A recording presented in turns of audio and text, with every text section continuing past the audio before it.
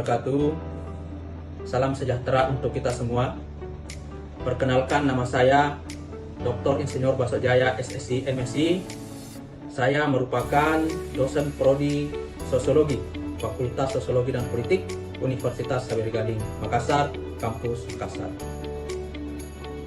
Pada kesempatan kali ini, saya akan memaparkan tentang salah satu mata kuliah yang saya ampu, yaitu mata kuliah Sosiologi Kepemimpinan dengan menggunakan metode DIA atau Delivery, Interaksi, and Assessment. Berikut ini deskripsi mata kuliah Sosiologi Kepemimpinan yang saya ajarkan. Mata kuliah Sosiologi Kepemimpinan merupakan salah satu mata kuliah wajib pada program studi Sosiologi Fakultas Sosiologi Politik Universitas Sawer Gading, Makassar. Mata kuliah ini diikuti oleh mahasiswa pada semester 6 dengan bobot 3 SKS. Sebelum mengikuti perkuliahan ini, mahasiswa wajib melulusi mata kuliah prasyarat, yaitu pengantar sosiologi dan sosiologi organisasi. Sesuai dengan pedoman penyelenggaraan pendidikan yang telah ditetapkan oleh Universitas Sawer Gading, maka mata kuliah ini terdiri dari 16 kali pertemuan, yakni 14 kali pertemuan penyampaian materi dan 2 pertemuan lainnya, yaitu UTS dan UAS. CPMK dari mata kuliah ini diturunkan dari CPL yang diamanahkan oleh Prodi yang mencakup sikap, keterampilan umum, dan keterampilan khusus. Adapun CPMK dalam mata kuliah Sosiologi Kepemimpinan mencakup mahasiswa mampu memahami konsep dan filosofi kepemimpinan, menguasai perkembangan teori kepemimpinan dan pendekatan-pendekatan kepemimpinan serta gaya kepemimpinan. Yang kedua, mahasiswa mampu memahami penerapan dan gaya kepemimpinan dalam organisasi. Ketiga, mahasiswa mampu memahami nilai-nilai moral dan kepemimpinan serta menguasai elemen-elemen kepemimpinan. Yang keempat, mahasiswa mampu memahami kesesuaian tipe kepemimpinan dengan perilaku individu. Yang kelima, mahasiswa mampu memahami kesesuaian tipe kepemimpinan dengan struktur organisasi. Yang keenam, mahasiswa mampu memahami kepemimpinan dalam berbagai bentuk kepemimpinan serta mampu menganalisis kasus aktual kepemimpinan. Serta mahasiswa mampu memahami elemen kepemimpinan, yaitu berupa kemampuan pemimpin untuk menentukan arah organisasi kepemimpinan serta visioner dalam kepemimpinan yang visioner dalam organisasi. Adapun bahan kajian dalam mata kuliah Sosiologi Kepemimpinan mencakup fisiologi dan konsep dasar sosiologi kepemimpinan, kedua, konsep dasar kepemimpinan, ketiga, gaya kepemimpinan, keempat, perkembangan teori kepemimpinan, fungsi dan peran pemimpin dan kepemimpinan, sistem komunikasi dalam kepemimpinan, ketujuh, sikap kepemimpinan dalam mengelola konflik, kedelapan, sikap kepemimpinan dalam mencapai tujuan arah organisasi, peningkatan kapasitas pengetahuan dan keterampilan yang perlu dimiliki oleh pemimpin, kesepuluh, tipe kepemimpinan dengan perilaku kelompok, 11, tipe kepemimpinan dalam struktur organisasi, 12, tipe kepemimpinan dengan sifat lingkungan, 13, strategi kepemimpinan dalam era globalisasi, dan ke-14, penentuan keputusan sebagai bentuk kepemimpinan dalam masyarakat.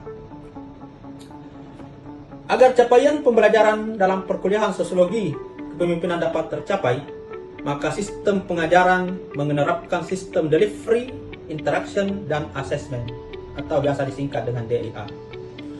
Dalam aspek delivery, pertemuan lebih ditekankan ke pertemuan tatap muka, akan tetapi sebelum pembelajaran dilaksanakan, mahasiswa sebelumnya diberikan tugas memecahkan permasalahan tentang kepemimpinan di lingkungan mereka dengan membaca teori dan buku ajar dalam rangka membuka wawasan mereka terhadap sistem kepemimpinan. Yang kedua, teknik interaksi. Teknik interaksi sebagai upaya memberikan pengalaman kuliah menerapkan sistem student mahasiswa aktif, di mana setiap saya meminta mahasiswa bertanya atau menanggapi sebuah permasalahan kepemimpinan sesuai topik yang saya ajarkan pada hari itu. Dan yang ketiga adalah teknik asesmen, adalah mengevaluasi ketercapaian pembelajaran mengacu kepada pedoman yang telah diterapkan oleh Universitas Sawer Gading di mana disampaikan kepada mahasiswa pada pertemuan pertama, yakni mencakup kehadiran 20%, diskusi dan tugas dan keaktifan mahasiswa dalam diskusi sebanyak 45%, serta UTS 15% dan UAS 20%. Berikut ini akan ditampilkan salah satu contoh pertemuan pada perkuliahan sosiologi kepemimpinan, khususnya pada pertemuan ketiga mengenai gaya kepemimpinan. Selamat menyaksikan. Assalamualaikum warahmatullahi wabarakatuh. Jadi pada pertemuan kita kali ini mata kuliah tentang kepemimpinan, jenis dan gaya kepemimpinan. Mata kuliah ini adalah mata kuliah sosiologi kepemimpinan, ya, di semester 6 di Universitas Sriwijaya. Jadi sebelum kita mulai, jadi kita berdoa dulu ya. Agama dan masing-masing. Ya, berdoa mulai.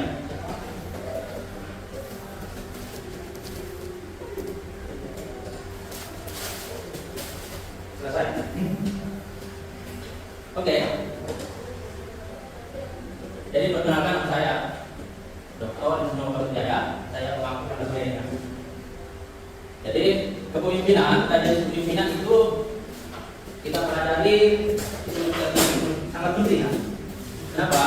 Karena kepemimpinan itu selalu kita terapkan dalam orang yang ada di masyarakat.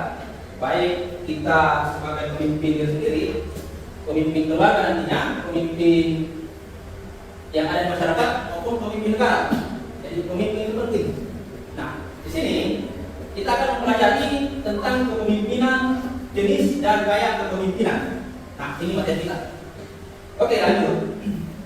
Nah, sebelumnya kita harus mengetahui dulu definisi pemimpin dan kepemimpinan. Setelah itu kita bedakan. Jadi kita harus mengetahui dulu apa sih yang disebut dengan pemimpin. Apa sih yang disebut dengan pemimpin? Dalam bahasa Inggris disebut leader. Nah, leader. Dan kegiatan pemimpinnya itu disebut dengan leadership. Jadi kalau ada di pengurus BEM, ketua BEM itu pemimpin. Nah, kegiatan BEM itu leadershipnya. Ya. Nah, dalam kamus besar bahasa Indonesia, pemimpin itu diartikan sebagai sosok yang bertugas untuk memimpin. Ya. Jadi dalam bahasa Indonesia, ya, pemimpin keluarga biasanya siapa? Dusun biasanya RT, desa dan kelurahan biasanya kepala desa atau kelurahan. Nah, biasanya ada bupati, camat, bupati, gubernur, sampai dengan pemimpin negara, presiden. Ada juga biasanya rakyat. Itu pemimpin semuanya. Jadi inilah sosok yang bertugas untuk memimpin. Itulah pemimpin. Sementara kepemimpinan itu, nah, ini ada kepemimpinan. Apa yang dilakukan oleh pemimpin tersebut? Dalam memimpin bawahannya, memimpin. Jadi kalau kayak di kampus, pengurus bersama apa yang dilakukan pemimpin anggota tadi? Melakukan kegiatan-kegiatan kampus, melakukan kegiatan-kegiatan ekstrakurikuler, itu biasanya dipimpin oleh seorang pemimpin. Nah, selanjutnya ada beberapa teori yang mendefinisikan tentang pemimpin tersebut. Jadi pada dasarnya dalam teori ini pemimpin itu mengkoordinasi, dia bergerak di depan, terus mengkoordinasi kegiatan-kegiatan dalam sebuah kegiatan organisasi. Dari situ dia dapat menggerakkan, ya, mengarahkan pikiran-pikiran orang lain dan menggerakkan orang lain dalam caranya untuk menggerakkan sebuah organisasi. Nah, sementara Suparno di sini mengatakan dalam teorinya bahwa kepemimpinan itu sebagai interaksi, jadi interaksinya disebut sebagai kepemimpinan. Nah, inilah yang disebut pemimpin. Dan bisa dibedakan antara pemimpin dan kepemimpinan. Nah, kira-kira di sini sudah paham ya tentang perbedaan antara pemimpin dan kepemimpinan itu? Jadi pemimpin itu adalah orangnya, ya.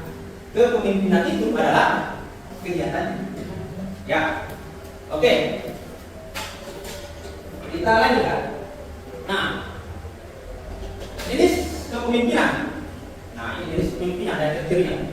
Kemudian ada dua jenisnya, ada formal, ada informal. Itu jenis kepemimpinan. Ada formal, ada informal. Kalau formal, dia legal, ya, dia legal ini formal. ditunjuk, jadi dipilih secara legal, ditunjuk. Sama seperti baru ini, memilih pemimpin, ada pemilu. Pemimpin itu formal namanya. Dalam desa, ada pemilihan desa, itu formal namanya. Nah, inilah formal. Ada beberapa persyaratan sehingga dia diangkat menjadi pemimpin. Nah, itu formal. Nah, biasanya dia ada balas jasanya, ada gajinya. Formal ada gajinya. Ada didukung oleh organisasi formal. Ya, itu. Kemudian mencapai promosi atau kenaikan pangkat, biasanya berjenjang. Itu formal itu. Dan ketika dia melakukan kesalahan, ada promosi. Dia dikenakan sanksi hukum. Yaitu formal. Nah, itulah ketika kita bertanya apa yang formal? Menurut saya formal atau tidak? Formal, ya. Formal. Nah, sekarang informal.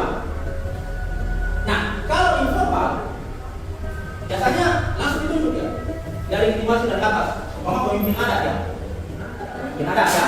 Dia informal langsung. Kelompok masyarakat langsung ditunjuk. Umpama ada sebuah kelompok. Siapa namanya? Ayo. Langsung tunjuk, ayo. Pimpin saya kelompok ini.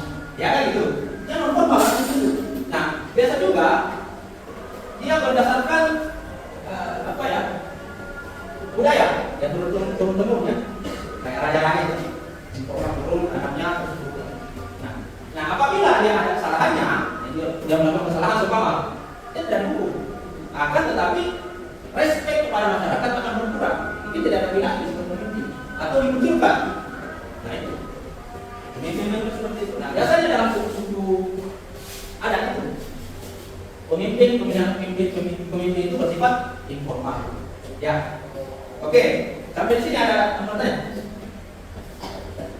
Nah, sekarang kita ke gaya kepemimpinan. Nah, ini. Jadi yang gaya kepemimpinan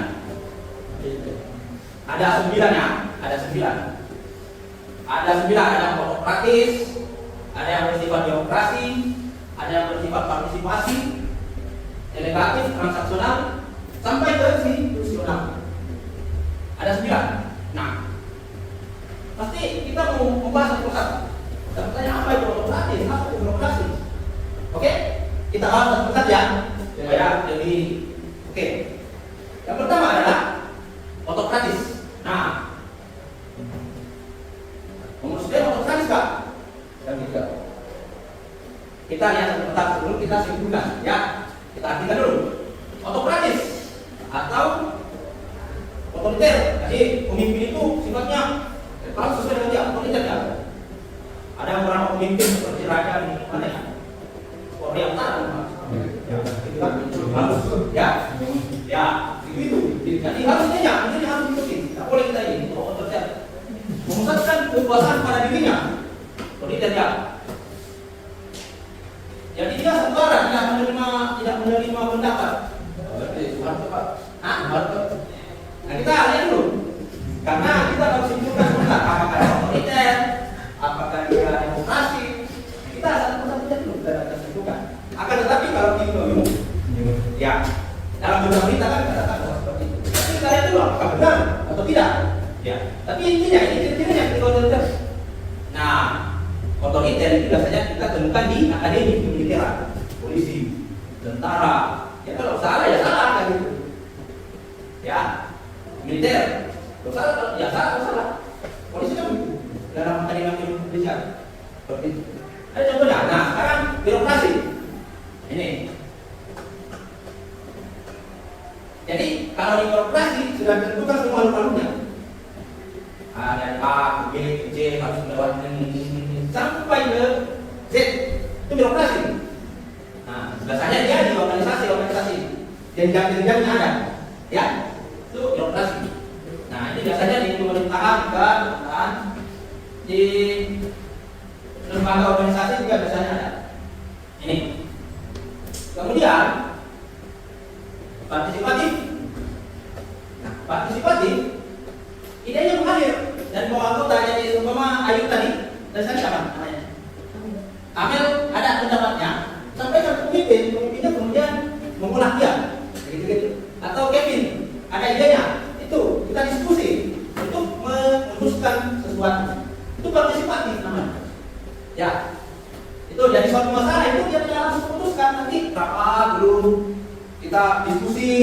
kita bikin musyawarah baru. Itu partisipatif namanya. Nah, biasanya ini organisasi-organisasi sama seperti BEM, saya bikin partisipatif. Nah, ada yang delegatif. Nah, dalam bahasa Inggrisnya disebut guidance. Jadi langsung didelegasikan kepada Ayub saja. Siapa namanya? Erwin. Nah, contohnya Erwin, saya kasih kau pimpin negara. Saya lepas. Kayak gitu. Atau negara itu saya tidak campuri. Atau pimpin sekolah di sana, atau yayasan di sana, atau delegasikan namanya, delegasikan dan campur lagi. Nah, jadi begitu ya, delegatif ya. Langsung didelegasikan, setelah didelegasikan dan jawab diberikan kepada pemimpin. Delegasikan namanya. Kemudian, nah ini biasanya kalau sudah didelegasikan, seumpama ada bisnis, ada penelitian, biasanya juga penelitian nih. Tolong teliti tentang masyarakat adat Kaya, kan? Sudah, langsung meneliti sana. Tidak ada lagi intervensi. Delegasi untuk meneliti. Ayub tadi didelegasi untuk meneliti satu penelitian sana. Berarti tidak diganggu lagi. Kemudian transaksional. Ah ini. Jadi transaksional. Jadi kalau transaksional, nah ini ya. Kalau di sini lihat. Nah transaksional ini. Itu pemimpin cenderung mendapat transaksi, dia bertransaksi. Kalau Anda berhasil, saya kasih reward. Jadi ada kepentingannya, kemudian ada rewardnya, ada hadiah, ada transaksinya ketika dikasih pemimpin. Nah sistem ini, jadi ada bonus-bonus, jadi ada penghargaan ketika dia bersifat transaksional. Kemudian transformasional. Nah, ini ada juga nih pemimpinan. Jadi pemimpin itu menginspirasi. Jadi menginspirasi pemimpin bawahannya. Jadi siapa tadi? Edwin. Inspirasi itu saya tunjuk. Terus mengembangkan ini, kembangkan sebaik-baiknya dan menginspirasi untuk mengembangkan organisasi atau perusahaan. Nah, ini contohnya nih, Steve Jobs, Apple. Dulu Apple bersaing dengan BlackBerry, Nokia dan semuanya. Steve Jobs menginspirasi para anggotanya meningkatkan menjadi sebuah perusahaan besar. Inspiratif, transformasional. Kemudian Bill Gates, Microsoft mencoba mengembangkan Microsoft sekarang komputer dari Pentium 2 sampai sekarang Intel Core i9 kembangkan terus. Nah ini Bill Gates yang mengembangkan itu dan menginspirasi anggota transformasional namanya. Kemudian Jack Ma namanya. Jack Ma yang dari Cina. Nah, Alibaba kan yang inspirasi dari kecil ya, inspirasi terus sampai berkembang perusahaannya. Jadi yang menginspirasi kayak pemimpinan transformasional. Jadi pemimpin ini senantiasa mengkomunikasikan misinya, tujuannya kepada anggotanya. Nanti anggotanya berkreasi. Jadi ya sportif. Oke. Nah, ada juga seperti ini melayani. Ada juga seperti ini. Jadi pemimpin melayani itu bukan cuma pelayan. Ada juga. Nah, biasanya seperti sponsor, tim penjualan. Yang pemimpin tapi melayani kota-kotanya. Nah, pemimpin ini biasanya lebih mengutamakan kebutuhan anggota masyarakat dan rakyat. Tipenya pelayan. Kemudian karismatik. Nah, ini ada juga pemimpin karismatik. Jadi dia memang dipilih karena ada karismanya, ada kepercayaan dirinya. Nah, ini yang contohnya Martin Luther, ya, dari Amerika Serikat.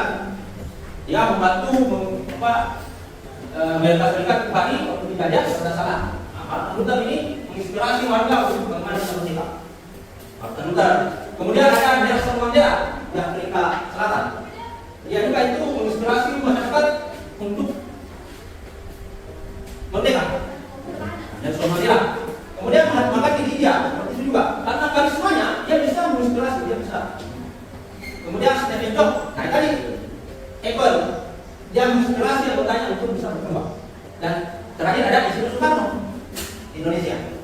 Ini semua pemimpin-pemimpin yang karismatik, karena karismanya dia bisa menginspirasi orang, ya, menginspirasi orang untuk maju. Nah, kalau di Indonesia ada Soekarno, ya menginspirasi atau membawa Indonesia menjadi negara merdeka pada tahun 1945. Dan yang terakhir, pemimpinan situasional. Nah, jadi kalau kepemimpinan situasional itu pemimpinnya yang menyesuaikan gaya mengikuti perkembangan. Ada umpama kesiapan anggotanya berapa, dia sampai situ saja, dia memimpin secara ini. Jadi dia menggunakan insting, telling, lalu memimpin. Kalau memang warganya tidak mampu ya sana. Ya ini partisipasi, edukasi, jadi wewenang penuhnya kepada kemampuan anggotanya. Itu kepemimpinan situasional. Kalau anggotanya masyarakatnya hebat-hebat, maka kerjanya juga akan meningkatkan. Nah, itulah ada 9 tipe kepemimpinan yang harus kita pahami dalam pertemuan ini. 9 ini, inilah gaya-gaya yang ada di kepemimpinan di Indonesia. Dalam pertemuan ini kita akan coba membahas dan jadi. Nah, dari sekarang para mahasiswa dari beberapa gaya kepemimpinan ini, kira-kira mahasiswa tertarik menggunakan gaya kepemimpinan apa? Dari 9 tadi, siapa yang mau tunjuk tangan? Tertarik menggunakan gaya kepemimpinan apa? Dari 9 kepemimpinan ini, siapa? Nah, angkatlah. Ini kepemimpinannya.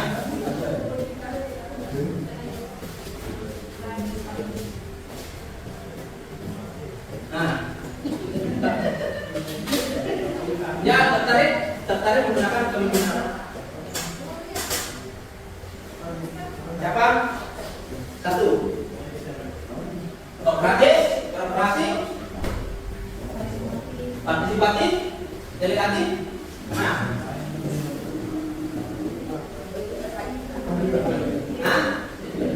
ada juga yang suka karismatik, gagal terus.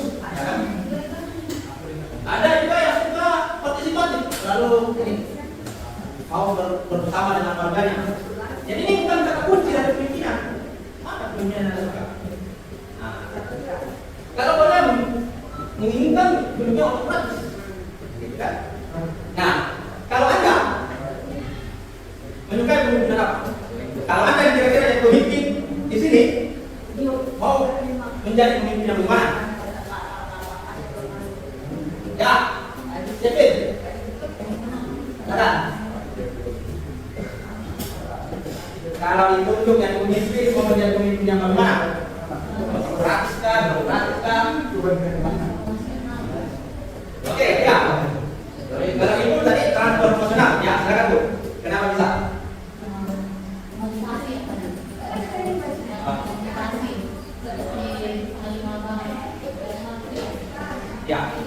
Ya, betul sekali. Baik sekali jawabannya. Bahwa salah satu memang yang paling baik sekarang itu adalah kepemimpinan yang transformasional. Jadi kayak Alibaba, JPE, Ekolitan, yang maju itu karena dia memotivasi anggotanya, yang memotivasi. Dia menjadi leadership yang memberikan motivasi, memberikan semangat, menciptakan visi yang kuat dalam perusahaan. Inilah transformasional. Seperti itu. Ada lagi? Nah itu salah satunya. Banyak sebenarnya kita tidak bisa menguji karena gaya kita memang berbeda-beda dan kita tidak bisa menyamakan dasar yang baik. Tapi ketika kita masukkan ke dalam diri kita, ketika kita bertemu dengan gaya kepemimpinan, yang paling bagus itu adalah kalau saya transformasional.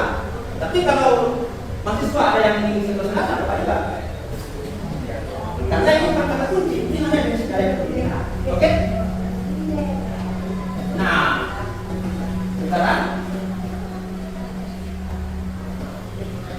ya. Nah, dari kesimpulannya, ini kita sudah bisa lihat bahwa pemimpin yang memainkan peranan penting pemimpinnya tidak bagus, maka organisasinya akan berantakan. Jadi kalau pemimpinnya bagus, maka organisasinya akan bagus. Ya, jadi belajar sama menjadi pemimpin dengan menggunakan gaya itu. Intinya adalah menjadi pemimpin yang baik, pemimpin yang tidak mengedepankan kepentingan pribadi, kepentingan orang. Jadi menjadi pemimpin yang baik. Jadi pemimpin yang baik itu adalah mampu mempengaruhi, memotivasi diri dan mengendalikan diri. Karena dalam pemimpin itu banyak lepas godaan. Jadi inti dari itu menjadi pemimpin yang baik, bagaimana mengedepankan kepentingan organisasi, masyarakat pada kepentingan pribadi. Nah, itulah saja mungkin ya untuk pertemuan kita ini tentang pemimpin. Terakhir ada yang bertanya? Nah, kalau tidak ada, kita akhiri pertemuan kita kali ini. Tahun depan, alhamdulillah alamin, pertemuan kita ke depan, ya, hari Jumat depan pada jam 1 kita akan membahas tentang menentukan keputusan decision maker. Ya, jadi tim pemimpin itu harus memiliki keahlian dalam menentukan keputusan decision maker. Kita ketemu minggu depan. Kita akhiri pada pertemuan kali ini dengan ucapan alhamdulillahirabbil alamin. Assalamualaikum warahmatullahi wabarakatuh.